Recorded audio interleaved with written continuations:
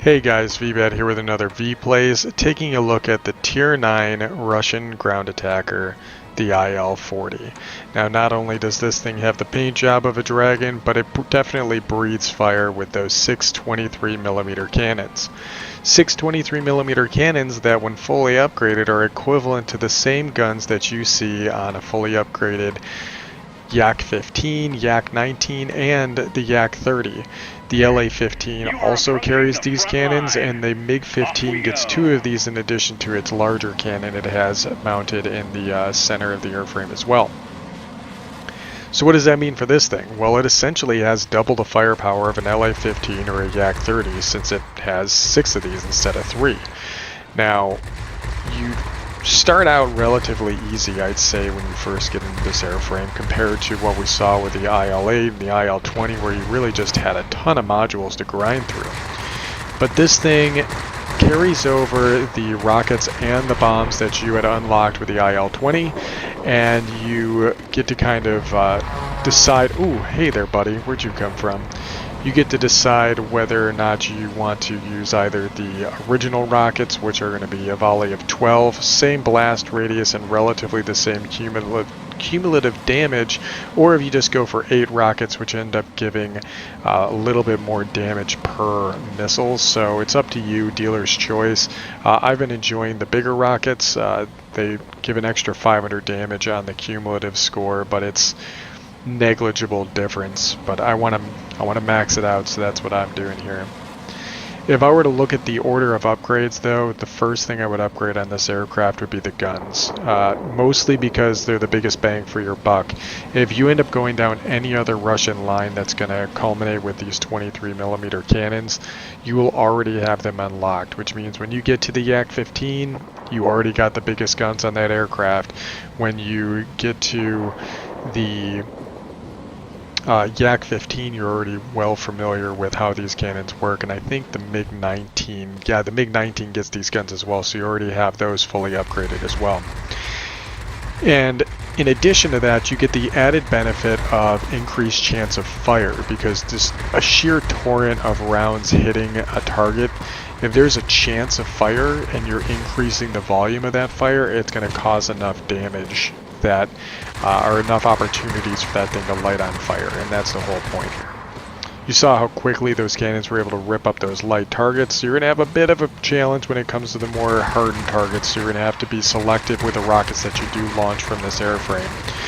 But again, you do have very strong bombs. The other unique thing about this aircraft is that these cannons are going to be much more versatile than the 57s that you saw on the IL-20. Because now you can turn these guns up into the air and actually engage in an aerial fight with these guns, which is very important to note because now the dynamic has shifted. The ME-1099B2 ends up swapping out for much derpier guns. They're going to be able to get better range.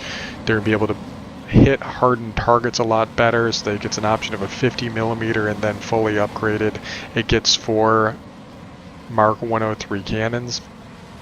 But this gets a higher rate of fire, lower caliber gun, which means that you're going to be much more versatile at being able to lift those guns up from a ground target and start defending it against incoming ground attackers. And I have had zero problem taking out aircraft, especially if they're unsuspecting. And trust me, people are not suspecting a ground attacker to tilt its nose up at them and start letting loose with the absolutely massive firepower that this aircraft offers. Something else I really like about this airframe is that tail gunner has an extremely wide firing arc. You can see it singing away right now, and when I get into some of the tail gunner views, you'd be surprised how far off of my beam that this thing can fire.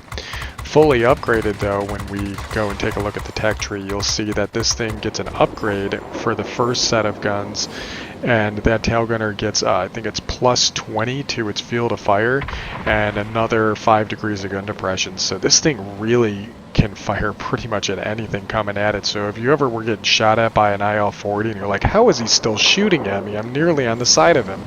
That's why. Now, normally I don't advocate for going up after aircraft like this, but I wanted to showcase what these guns can do when it comes to getting on an air target and putting some real firepower into them. And it also shows, hey, if I can kill an air target, look how much capture I just got right there. Sure, I can do the ground attacker thing, but I was waiting for rockets to reload, I think, at this point. So why not go ahead and go after an air target real quick. It also showcases the engine performance, because this thing was able to take this huge aircraft and get it up to altitude to be able to engage the enemy, and that's pretty impressive if you ask me. Looks like the tail gunner finished off that one target, and despite the fact that my tail's knocked out, I do have a skill on the airframe that gives me a little bit more controllability in those instances, and it definitely paid dividends here. Alright, let's head back to the middle and see if there's a little bit more of a fight left over here. We only have one garrison that's still captured by the enemy, so I'm not in that much of a rush at this point, but we have this battle pretty much handled, even though it's only at about the halfway point. I note that there's these two airframes up here kind of engaging some of the air defense aircraft, and if you want to keep a zone secure, you got to engage an aircraft. And here we are getting those 23mm cannons lifted back up towards the target, and the fact that this has a really low stall speed allows me to nearly stop the aircraft compared to the other aircraft flying around me, and really be able to get those guns to sing on a target. And here's that tail gunner doing work like we always loved from our ground attackers when it came to the Russian line. That 23mm is no joke, and you can see how far off the tail it's able to shoot. This was a nice battle. It really allowed me to be able to showcase all the capabilities of the platform.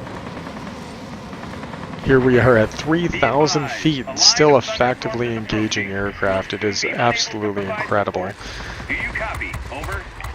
Going after a BVP 210.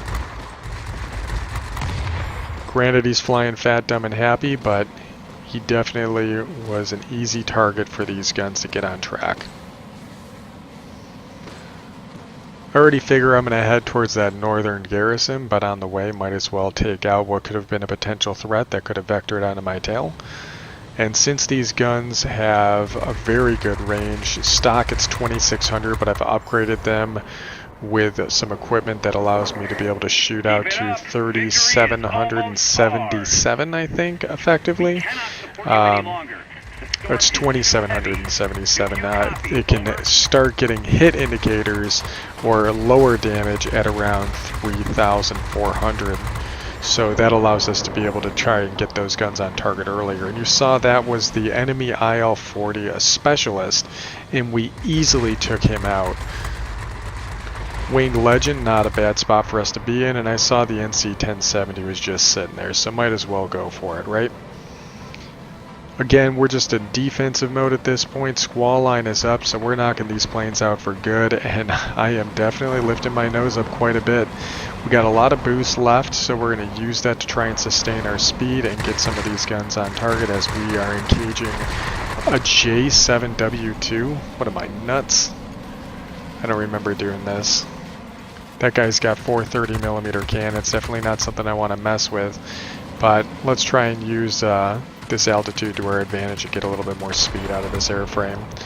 Apparently, we ended up killing an aircraft somewhere. Oh, that was just a delayed report, I think, on our previous kill we had gotten.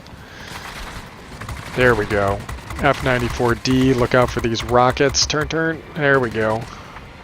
I love that the bots use rockets now. I think it adds an interesting dynamic to the game and shows people that they need to think about that type of thing. Oh, lost our tail gunner, but I already used my med kit earlier. We're low on health. This isn't a good situation to be in. We can't even defend ourselves. But this guy is not paying attention to me. Let's get those guns up. Yeah, got him. Perfect. Tail gunner is back up. You can see my aircraft's just littered with yellow icons right now. Took that guy out. We lost the center site. I would love to be able to try and take this site. But we just got knocked out.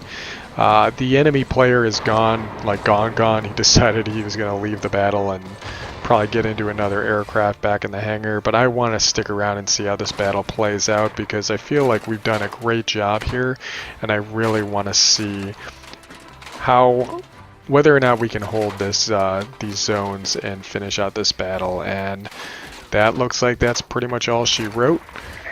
Let's see how we did. And the Gabreski medal. You got to be kidding me. The Gabreski medal is so hard to get. I can't believe I got it with a ground attacker. Man, that is absolutely awesome, though, and 17,000 personal points.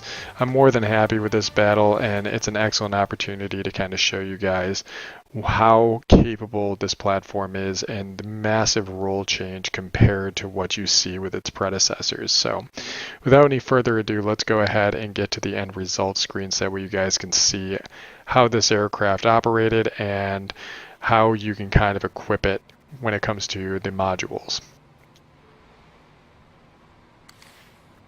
Alright, so here we are in the end result screen, and I might not sound as excited as I actually am because this is only the third time that I've actually gotten the Gabreski medal, which typically I thought this was more of like a multi-role type of a thing because you got to get a bunch of ground targets and you got to kill aircraft, and mostly it's aircraft, and here I am getting it in a ground attacker, which really just drives the point home that when you get to the IL-40, it changes the entire way you've been playing these aircraft. I think the IL-10 might have been a little bit more air-to-air savvy, but I never got that. I went with the IL-8, so I couldn't talk to it. But with the IL-40, man, you saw it. It really did have the ability to get up there, reach out and touch people, and I do have some buffs on my equipment here for increasing the range with the long barrels here, which lets me shoot out to, I know I screwed this up in the video, but it's 2,781 feet optimum, but I can get hit markers all the way out to 3,477 feet, so we can get those ranging shots, know that we're good, and then just lay into them, because it fires for a long time without overheating compared to any other fighter using 23s, and it just chews people up and it's got double the firepower of a Yak 30. Like, it's nuts to think about.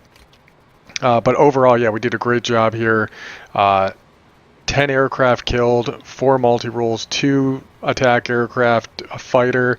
I'm glad I went after that air defense aircraft at one point during the battle because that hit us over the 10 markers. That was good.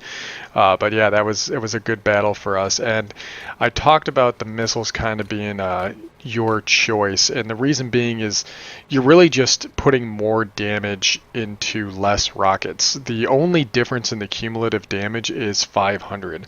So with these 8 rockets, you're looking at 20,000 cumulative damage with all the rockets, and then with the 12 it'll be at 19,500, so relatively similar. So really it's up to you, and the blast radius is the same. I thought the blast radius would have been bigger with the bigger rockets, but apparently that's not the case. It just causes more damage. So I have seen people run in with the 12, but I'm willing to bet that if you try to get specialist, you're gonna have to go with the 8 rockets, so might as well get used to them now.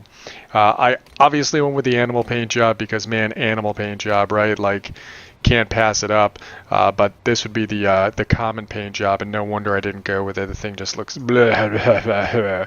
And I don't find myself running into too many problems with the AA damage, so I'm cool with getting some crew experience buffs off of this, and it just worked out well for me.